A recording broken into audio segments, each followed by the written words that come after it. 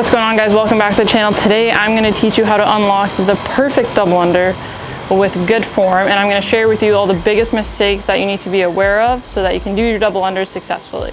Please make sure you subscribe and like this video if you find it helpful, and make sure to comment if this video helps you unlock your first double under.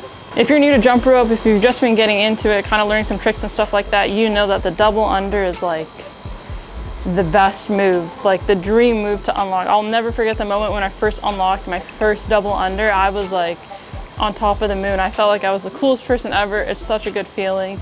And with what I know now, I definitely could have been better at double unders a lot earlier. So I'm going to be sharing some of those tips with you guys, and we're going to go over some of the mistakes that you need to make sure you're avoiding.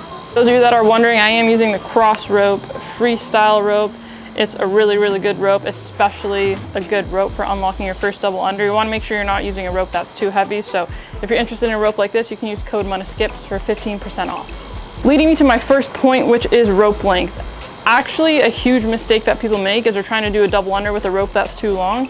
So you can see right here, this is my rope length.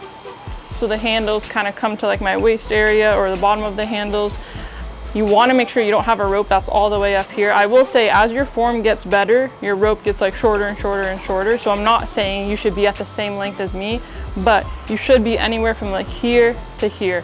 If your handles are going anywhere past your shoulder, it is way too long for you, even if you're a beginner. So that's a huge mistake that I made. It's so much harder to do a double under with a longer rope because you have so much extra slack, and then your timing is completely thrown off. So first things first is check your rope length. Just to clarify and show you guys quickly before we get into some of the drills, what is a double under? A double under is when you're doing one jump but two rotations. So the rope is going under you twice before your feet land. So this is a single bounce, one, one, one, one, with a double under, 1, 2. First and most important drill you're gonna do is penguin jump. So you're gonna get rid of the ropes. My clients and everyone always feels really silly doing this, but it's the #1 most beneficial thing you can do. There's two biggest components of the double under. It's your wrist speed and then your legs and getting comfortable with actually like bounding off the ground. In my opinion, that's actually way more important than your wrist speed, and a lot of people don't focus on that. So basically what you're gonna do, trying to keep your legs as straight as possible, you're gonna start with your basic bounce, and then you're gonna shoot up, and you're gonna tap the side of your legs twice. So this, 1, 2, mimics 1, 2. So this gets you comfortable with knowing basically how long you need to be in the air. So you're gonna start off just like this, 1, 2, 3, 1, 2, 1, 2, 3, 1, 2.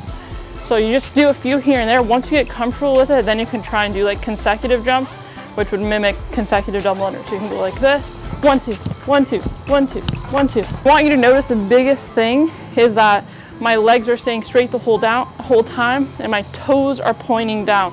A big mistake people make is they're like kicking their feet forward, or they're crunching their feet back. They're landing a lot harder. It's a lot harder on your joints. But with double unders and with jump rope in general, you really want to make sure you're keeping your legs straight, upper body upright, and everything is coming from the power off of your toes coming off the ground and pointing your toes downwards. So I would suggest doing like 3 sets of 10. So obviously that's 1, 2, 3, 4, 5, etc. So you can do like one at a time and then kind of string a couple together consecutively like that. Before trying the full double under, what I like to do is like these single arm doubles. So you can just use it in your dominant hand. So I have it in my right hand, and we're gonna do the exact same thing we just did, but now we're gonna be swinging the rope.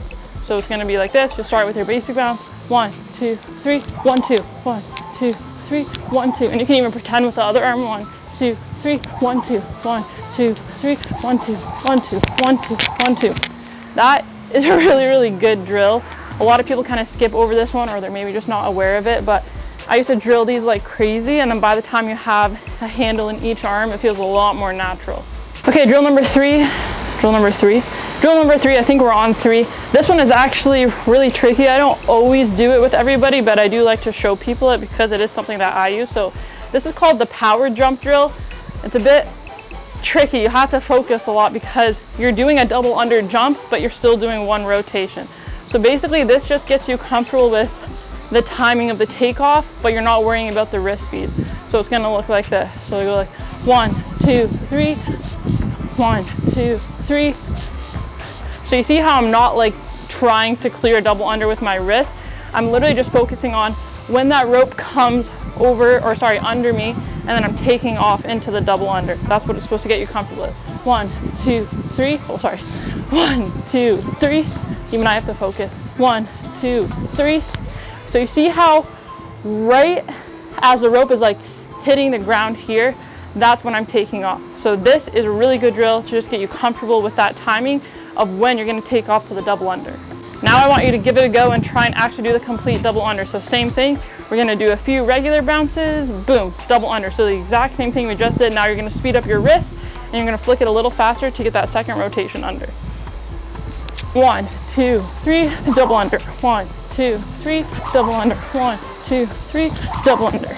If you're not able to get it right away, please do not stress out. It took me months and months and months to even unlock my first double under, but it's really good to kind of go in that step-by-step progression and still try, and you'll notice that like each time you're like a little bit closer. Okay, we've been talking a lot about like the legs and the timing of the jump, so now I just want to talk to you a bit more about the arm. So obviously, like I told you, you're rotating twice, and literally everything is coming from the wrist. So another mistake people make is that their arms end up flaring out really wide and they're trying to muscle it like crazy, but that actually makes it a lot harder. So I'll show you the difference here. So you want to have your elbows like locked in as much as possible. You're kind of squeezing everything in, squeezing under your armpits. By the time you take off, you're able to just utilize your wrist as opposed to your arms flaring out. So this is what it would look like using your arms. You can see it's obviously pretty ugly, and when you do that, your legs kind of lose their form as well. So now, if I'm being conscious, rolling my shoulders back, keeping everything in tight, see how much, so much easier just with the wrist. So that's the biggest thing with double unders. Try your best to stop using your arms and allow everything just to come from your wrists. I'll show you again here from the side. You can see you have like a slight angle from like your elbow like up to your shoulder. So your arms aren't like perfectly straight, but they're not like all the way forward, all the way back. You kind of have like this nice mid stance where it's like they're slightly pulled back, and that allows you to use your wrists a lot more. Nice and upright, legs straight, toes down, eyes forward, everything coming from the wrists. If you're still struggling, my last tip, and this is actually like my secret tip for double unders, is probably the #1 thing that helped me the most, is pairing your speed rope with a heavy rope. So this is a half-pound rope from Cross Rope. So you could even do something like just a few bounces with a regular rope at high speed. I actually do this with my clients. So we'll do like 20 seconds, a super like high pace interval with a heavy rope. And I'll have them drop it, pick up their speed rope, and then try and clear just a couple double unders. So it'll look something like this. So you can go like 1, 2, 3, 4, 5, 6, 7, 8, 9, 10, 11, 12, 13, 14, 15, 16, 17, 18, 19, 20.